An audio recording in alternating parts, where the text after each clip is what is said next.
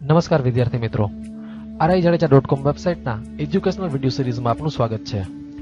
જો તમે અમારી YouTube ચેનલ સબસ્ક્રાઇબ ન કરી હોય તો તેને જરૂર સબસ્ક્રાઇબ કરશો. તેમજ તેની પાસે રહેલું બેલનું આઇકોન ક્લિક કરવાનું ભૂલશો નહીં. આજના આ વિડીયોમાં આપણે ભારતના બંધારણીય વિકાસ વિશેની વાત કરીશું. આ ટોપિક સ્પર્ધાત્મક પરીક્ષાઓની દ્રષ્ટિએ ખૂબ જ અગત્યનો છે, તેમજ તેને ભારતની રાજ્ય વ્યવસ્થાની શરૂઆતના સ્વરૂપે લઈ શકાય. સૌપ્રથમ આપણે ભારતના બંધારણની વાત કરીએ તો આ દસ્તાવેજ કોઈ તાત્કાલિક બનાવવામાં આવ્યો નથી. ભારતના બંધારણના નિર્માણની વાત કરીએ તો તેમાં સૌપ્રથમ અંગ્રેજોનું ભારતમાં આગમન થયું હતું. ત્યારબાદ તેણે ક્ષેત્રીય સત્તા પર કબજો કર્યો હતો. બ્રિટિશ શાસન દ્વારા ભારતીયોનું વિવિધ રીતે શોષણ કરવામાં આવ્યું. લોકોએ વિવિધ આંદોલનો દ્વારા તે શોષણનો વિરોધ કર્યો. આ વિરોધને ડામવા માટે બ્રિટિશ શાસન દ્વારા વિવિધ અધિનિયમ અને ચાર્ટર એક્ટ પસાર કરવામાં આવ્યા હતા, જેના અનુસંધાને ભારતની બંધારણ સભાનું ગઠન થયું અને છેવટે આ બંધારણ સભાએ ભારતના બંધારણનું નિર્માણ કર્યું. આ તમામ મુદ્દાઓને વિગતવાર જોઈએ તો સન 1612માં અંગ્રેજોનું ભારતમાં આગમન થયું હતું. એલિઝાબેથ પ્રથમે ઈસ્ટ ઇન્ડિયા કંપનીને ભારતમાં વેપાર કરવા માટે અધિકાર આપ્યા હતા. ભારતની તત્કાલીન રાજનૈતિક પરિસ્થિતિને લીધે આ કંપની ક્ષેત્રીય સત્તા ઝડપવામાં સફળ રહી હતી. 1757 બાદ બ્રિટિશ ઈસ્ટ ઇન્ડિયા કંપનીએ ભારતમાં વ્યાપારિક અને રાજનૈતિક ભૂમિકાઓનો વિસ્તાર કરવા માંડ્યો ત્યારે બ્રિટિશ સત્તાએ તેના પર નિયંત્રણ લાગુ કરવાનો વિચાર કર્યો. કંપની પર નિયંત્રણ કરવા માટે બ્રિટિશ સરકારે તેના પર વિવિધ ચાર્ટર એક્ટ અને અધિનિયમ લાગુ કર્યા. આ તમામ અધિનિયમ જોઈએ તો બ્રિટિશ સરકાર દ્વારા કંપની પર 1773નો રેગ્યુલેટિંગ એક્ટ, 1781નો સંશોધન અધિનિયમ, 1784નો પીટ ઇન્ડિયા એક્ટ, 1786નો અધિનિયમ, 1793નો ચાર્ટર અધિનિયમ, 1813નો ચાર્ટર અધિનિયમ, 1833નો તેમજ 1853ના ચાર્ટર અધિનિયમનો સમાવેશ થાય છે. છેલ્લે 1857ની ક્રાંતિ બાદ બ્રિટિશ સરકારે ભારતમાં કંપની શાસન સમાપ્ત કરી અને ભારતની સત્તાને બ્રિટિશ તાજ હેઠળ લાવી દીધી. તેમજ ભારતમાં શાસન વ્યવસ્થા સુધારવા માટે તેણે અનેક અધિનિયમ બનાવ્યા, જેમાં 1853, 1858 અને 1861ના ચાર્ટર અધિનિયમ, 1892 અને 1909નો કાઉન્સિલ અધિનિયમ, 1919નો ભારતીય શાસન અધિનિયમ જેને મોન્ટેગ્યુ ચેમ્સફોર્ડ અધિનિયમ તરીકે પણ ઓળખાય છે, તેમજ 1935ના ભારત શાસન અધિનિયમનો સમાવેશ થાય છે. આ દરેક અધિનિયમને વિગતવાર જોઈએ તો સૌપ્રથમ 1773નો રેગ્યુલેટિંગ એક્ટ. આ એક્ટ વોરેન હેસ્ટિંગ્સના કાર્યકાળમાં આવ્યો હતો, જેમાં આર્થિક, પ્રશાસનિક અને સૈનિક કાર્યો પર નિયંત્રણની જોગવાઈ હતી. તેમજ બંગાળના ગવર્નર હવેથી સંપૂર્ણ ભારતના ગવર્નર બન્યા હતા. આ એક્ટમાં ગવર્નર જનરલની મદદ માટે 4 સદસ્યીય પરિષદની પણ જોગવાઈ હતી. તેમજ કલકત્તામાં સુપ્રીમ કોર્ટની સ્થાપના પણ આ એક્ટ હેઠળ કરવામાં આવી હતી. ત્યારબાદ 1833નો ચાર્ટર અધિનિયમ જોઈએ. આ અધિનિયમ દ્વારા કંપનીના તમામ વિશેષાધિકારો સમાપ્ત કરવામાં આવ્યા. તેમજ બ્રિટિશ નાગરિકોને ભારતમાં આવવાનો, રહેવાનો અને જમીન ખરીદવાનો અધિકાર આપવામાં આવ્યો.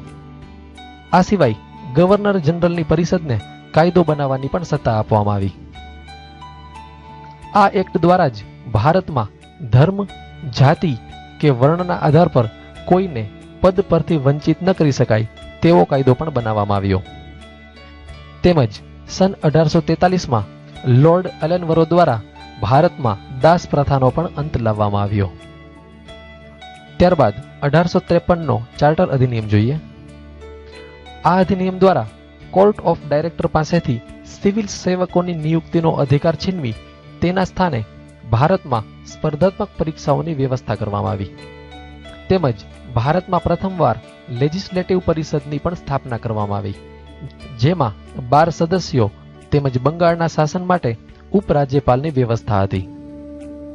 આ એક્ટ હેઠળ જ કોર્ટ ઓફ ડાયરેક્ટરને નવી પ્રેસિડેન્સીનું નિર્માણ કરવાનો પણ અધિકાર આપવામાં આવ્યો. 1858નો ચાર્ટર અધિનિયમની વાત કરીએ તો તો આ અધિનિયમ દ્વારા ભારતનું પ્રશાસન બ્રિટિશ ક્રાઉન દ્વારા હસ્તગત કરાયું. તેમજ ભારતના પ્રશાસન માટે ભારત સચિવ પદની રચના કરવામાં આવી, જેની મદદ માટે 15 સદસ્યોની કાઉન્સિલ બનાવવામાં આવી. સન 1784 બંને બોર્ડ ઓફ કંટ્રોલનો પણ અંત લાવવામાં આવ્યો. તેમજ ભારતના ગવર્નર જનરલને હવેથી વાઇસરોય બનાવવામાં આવ્યા અને ભારતના પ્રથમ વાઇસરોય તરીકે લોર્ડ કેનિંગની નિમણૂક કરવામાં આવી. લોર્ડ કેનિંગના ભારતમાં શાસનની વાત કરીએ તો તેમણે ભારતમાં બજેટ પદ્ધતિ લાગુ કરી હતી. આ સિવાય ઇમ્પિરિયલ સિવિલ સર્વિસ, જેને પાછળથી ભારતીય સિવિલ સર્વિસ તરીકે ઓળખાય, તેની પણ તેમણે રચના કરી હતી. સન 1856 તેમણે વિધવા પુનઃવિવાહ કાયદો લાગુ કર્યો હતો. લોર્ડ કેનિંગના શાસનમાં જ સન 1857 ભારતનો પ્રથમ સ્વતંત્રતા સંગ્રામ પણ ખેલાયો હતો. લોર્ડ કેનિંગે જ સન 1857 કલકત્તા યુનિવર્સિટી, બોમ્બે યુનિવર્સિટી અને મદ્રાસ યુનિવર્સિટીની સ્થાપના કરી હતી. કેનિંગના શાસન દરમિયાન જ 1859 બંગાળમાં ખેડૂતો દ્વારા નીલ વિદ્રોહ કરાયો હતો, જેની શરૂઆત બંગાળના નદિયા જિલ્લાથી થઈ હતી. આ વિદ્રોહને પગલે 1860 સુધી ભારતમાં નીલની ખેતી ઠપ રહી હતી. બ્રિટિશ સરકાર દ્વારા આ વિદ્રોહના સમાધાન માટે 1860 એક સમિતિની રચના કરવામાં આવી હતી. લોર્ડ કેનિંગના શાસનમાં જ ભારતીય દંડ સંહિતા એટલે કે ઇન્ડિયન પિનલ કોડ IPC ની પણ શરૂઆત થઈ હતી અને સન 1861 લોર્ડ કેનિંગે જ ભારતીય પુરાતત્વ સર્વેક્ષણની પણ સ્થાપના કરી હતી. ત્યારબાદ 1861નો ચાર્ટર અધિનિયમ જોઈએ. આ અધિનિયમ દ્વારા મદ્રાસ અને મુંબઈને કાયદો બનાવવાનો અધિકાર અપાયો હતો, જે 1833ના ચાર્ટર એક્ટ દ્વારા તેમની પાસેથી છીનવી લેવાયો હતો. આ સિવાય કલકત્તા વિધાન પરિષદને સમગ્ર દેશ માટે કાયદો બનાવવાનો અધિકાર અપાયો હતો. મુંબઈ અને મદ્રાસને પોતાના પ્રાંત પૂરતો જ કાયદો બનાવવાનો અધિકાર અપાયો હતો. 1861ના આ એક્ટ દ્વારા જ ગવર્નર જનરલને નવો પ્રાંત બનાવવા માટે પણ અધિકાર અપાયો હતો. તેમજ ગવર્નર જનરલને નવા પ્રાંત માટે લેફ્ટનન્ટ ગવર્નરની નિયુક્તિ કરવાની પણ સત્તા આપવામાં આવી. આ એક્ટ દ્વારા જ પરિષદની ભૂમિકાને સલાહ સુધી મર્યાદિત કરવામાં આવી હતી. તેમજ તે આર્થિક મામલાઓમાં હવેથી હસ્તક્ષેપ ન કરી શકે તેવી પણ જોગવાઈ કરવામાં આવી. ત્યારબાદ 1892 અને 1909ના કાઉન્સિલ અધિનિયમ જોઈએ. 1892ના કાઉન્સિલ અધિનિયમ દ્વારા વાઇસરોયની પરિષદમાં વધુ સદસ્યો ઉમેરવાની વ્યવસ્થા કરવામાં આવી હતી, જેના અંતર્ગત વાઇસરોય પોતાની પરિષદમાં 10 થી 16 સુધીના વધુ સદસ્યો ઉમેરી શકે છે. આ સદસ્યોમાંથી 50% બિન સરકારી હોવા જોઈએ. તેમજ આ એક્ટ દ્વારા સૌ પ્રથમવાર ચૂંટણી શબ્દનો ઉલ્લેખ કરાયો હતો. જો કે આ એક્ટમાં ચૂંટણીની પ્રક્રિયા નિર્ધારિત કરવામાં આવી ન હતી. 1909ના કાઉન્સિલ અધિનિયમની વાત કરીએ તો આ એક્ટની મુખ્ય બાબત મુસલમાનો માટે અલગ ચૂંટણી વ્યવસ્થા કરવાની હતી. તેમજ કેન્દ્રીય પરિષદની સંખ્યા વધારીને 69 કરવાની પણ જોગવાઈ કરવામાં આવી હતી. 1919ના ભારતીય શાસન અધિનિયમની વાત કરીએ તો આ અધિનિયમને મોન્ટેગ્યુ ચેમ્સફોર્ડ સુધારા તરીકે પણ ઓળખવામાં આવે છે. આ સુધારા દ્વારા ભારતમાં દ્વિશાસન લાગુ કરવામાં આવ્યું હતું.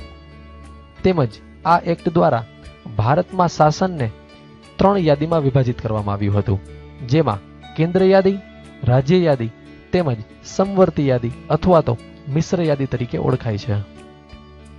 ત્યારબાદ 1935ના ભારત શાસન અધિનિયમની વાત કરીએ. આ અધિનિયમ સ્વતંત્રતા પહેલાનો સૌથી મહત્વપૂર્ણ અને વિસ્તૃત અધિનિયમ હતો, જેમાં 14 ખંડ, 10 અનુસૂચિ અને 451 કલમ હતી. આ એક્ટ હેઠળ ભારતમાં દ્વિશાસન પદ્ધતિનો અંત લવાયો હતો. તેમજ પ્રાંતોને સૌ પ્રથમવાર કાનૂની રૂપ પણ અપાયું હતું. 1935ના આ અધિનિયમ હેઠળ જ ભારતમાં સંઘીય બેંકની સ્થાપના કરવામાં આવી હતી.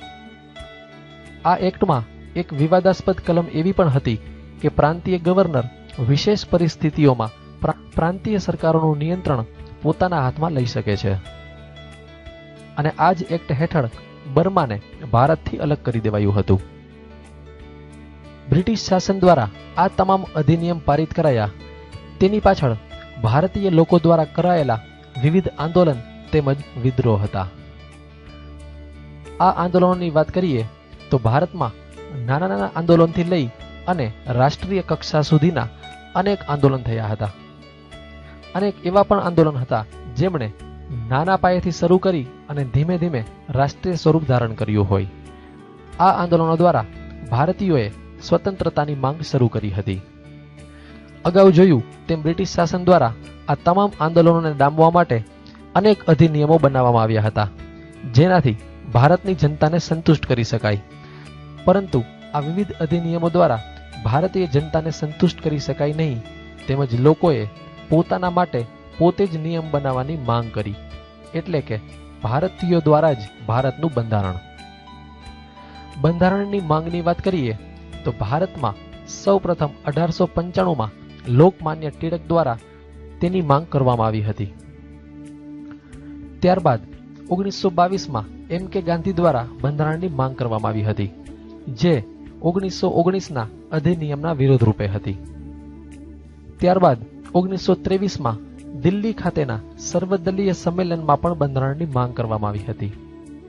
આ જ દરમિયાન 24 એપ્રિલ 1923ના રોજ સર તેજ બહાદુર સપ્રુની અધ્યક્ષતામાં આયોજિત રાષ્ટ્રીય સંમેલનમાં Commonwealth of India bill draft પણ તૈયાર કરાયો હતો, જે ભારતમાં બંધારણીય પદ્ધતિની રૂપરેખા પ્રસ્તુત કરવાનો લગભગ પ્રથમ સૌથી મોટો પ્રયાસ હતો.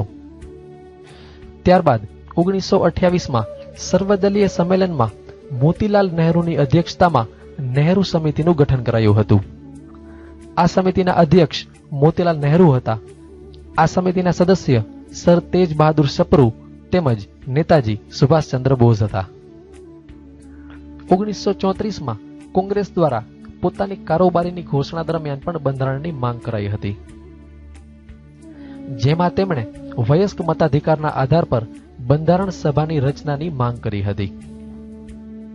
આ જ વર્ષે એટલે કે 1934માં જ કોંગ્રેસે બંધારણીય બોર્ડની પણ સ્થાપના કરી હતી, જેનો ઉદ્દેશ્ય ભારતના બંધારણની રચના માટે બંધારણીય સભાનું ગઠન કરવાનો હતો. આ એવો પ્રથમ અવસર હતો જ્યારે બંધારણ સભા માટે એક નિશ્ચિત માંગ પ્રસ્તુત કરવામાં આવી હોય. કોંગ્રેસે 14 સપ્ટેમ્બર 1939માં વિશ્વયુદ્ધ બાદ પણ પોતાની કારોબારીમાં એક વક્તવ્ય દરમિયાન બંધારણની માંગ કરી હતી. ત્યારબાદ 1940માં જવાહરલાલ નહેરુ દ્વારા બંધારણની માંગ કરવામાં આવી હતી. આ દરમિયાન મુસ્લિમ લીગ દ્વારા અલગ પાકિસ્તાનની માંગ કરી લેવામાં આવી હતી. તેમ છતાં પણ તેમણે બંધારણ સભાની માંગ પ્રત્યે કોંગ્રેસ સાથે સહમતિ દર્શાવી હતી. આ ઓગસ્ટ પ્રસ્તાવને બ્રિટિશ સરકારે સૌ પ્રથમવાર બંધારણીય માંગ તરીકે સ્વીકાર કર્યો હતો. ભારતીયો દ્વારા બંધારણની જે માંગ કરવામાં આવી તેના પર બ્રિટિશ સરકારે જે પગલાં લીધા તેની વાત કરીએ તો સૌ પ્રથમ 1942ના ક્રિપ્સ મિશનની યોજનાને બ્રિટને સ્વીકાર કર્યો હતો, જેના મુજબ ભારતમાં ચૂંટાયેલ બંધારણ સભાનું ગઠન થનાર હતું, પરંતુ આ યોજનાનો ભારતીયો દ્વારા અસ્વીકાર કરવામાં આવ્યો હતો. ત્યારબાદ 1945માં કેબિનેટ મિશનની ઘોષણા કરવામાં આવી હતી, જેને વાઇસરોય લોર્ડ વેવેલ દ્વારા ઘોષિત કરાઈ હતી. આ ઘોષણામાં બંધારણ સભાના ગઠનની જોગવાઈ પણ સામેલ હતી. કેબિનેટ મિશનને વિગતવાર જોઈએ તો બ્રિટિશ વડાપ્રધાન ક્લેમેન્ટ એટલી દ્વારા તેને શરૂ કરાયું હતું. આ મિશનના સદસ્યોની વાત કરીએ તો તેમાં secretary of state of India Lord Pethick Lawrence, sir Stafford Cripps, Albert Victor Alexander એટલે કે એવી એલેક્ઝાન્ડર તેમજ ભારતના વાઇસરોય લોર્ડ વેવેલનો સમાવેશ થતો હતો. આ મિશનના ઉદ્દેશ્યની વાત કરીએ તો તેનો મુખ્ય ઉદ્દેશ્ય ભારતીય બંધારણ સભાનું ગઠન તેમજ ગૌણ ઉદ્દેશ્ય ભારતનું વિભાજન હતો. કેબિનેટ મિશન પ્લાનનો ઉદ્દેશ્ય બંધારણ સભાને વ્યવહારિક રૂપ આપવાનો હતો, જેના મુજબ કુલ 389 સદસ્યોની બંધારણ સભાનું ગઠન કરવાનું હતું. આ સદસ્યોમાં 296 સદસ્ય પ્રાંતમાંથી તેમજ 93 સદસ્ય દેશી રજવાડાઓમાંથી લેવાની જોગવાઈ હતી. આ પ્લાન મુજબ દર 10 લાખ લોકો પર એક પ્રતિનિધિને ચૂંટવાનો હતો, જેમાં પ્રાંતોના પ્રતિનિધિઓની પસંદગી વસ્તીને મુખ્ય જાતિઓમાં વિભાજિત કરી અને પ્રત્યેક જાતિના લોકોએ પોતાના પ્રતિનિધિને ચૂંટવા તે રીતે હતી, તેમજ રજવાડાઓમાં પ્રતિનિધિ કઈ રીતે ચૂંટવા તે નિર્ણય જે તે રાજા પર છોડવામાં આવ્યો હતો. ભારતના બંધારણીય વિકાસના આ વિડીયો પર આધારિત ઓનલાઈન ક્વિઝ આપવા માટે અમારી મોબાઈલ એપ ડાઉનલોડ કરો. અમારી એપ ડાઉનલોડ કરવા માટે ગૂગલ પ્લે સ્ટોર પર જઈ RI જાડેજા લખી સર્ચ કરો અથવા ડિસ્ક્રિપ્શનમાં આપેલ લિંક પરથી એપ ડાઉનલોડ કરો. આ મોબાઈલ એપ્લિકેશનમાં સરકારી નોકરીના તમામ અપડેટ્સ, તમામ સ્પર્ધાત્મક પરીક્ષાઓની માહિતી, ડેઇલી કરંટ અફેર્સની weekly quiz, daily GK, day special, category wise GK, category wise MCQ quiz, multiplayer GK challenge, true false quiz, one liner questions, video tutorials, daily newspaper editorials તેમજ GCRT અને NCRT ના online પુસ્તકો available છે.